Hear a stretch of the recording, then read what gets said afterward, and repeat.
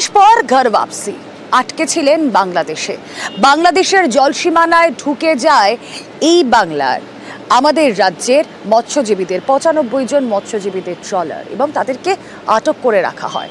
গত সপ্তাহে আমরা দেখেছি ঢাকা সমস্ত মামলা তাদের বিরুদ্ধে যা যা ছিল তা প্রত্যাহার করে নেয় এবং আজই তাদের ঘর वापसी।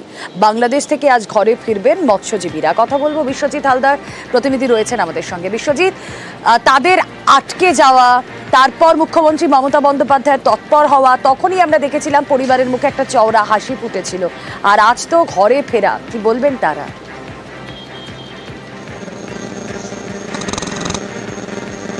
হ্যাঁ দেখো, একেবারেই এই যে ৯৫ জন মৎস্যজীবী আজকে যারা ফিরে আসছেন তাদের পরিবারের থেকে কিন্তু স্বস্তির নিস্তার।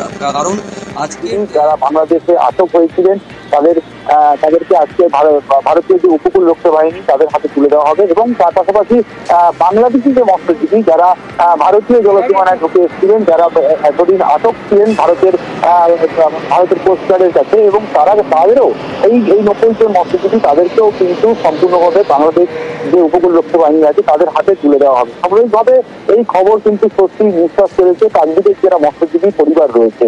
একেবারে ৯৫টি পরিবারের মুখে কিন্তু চওড়া হাসি।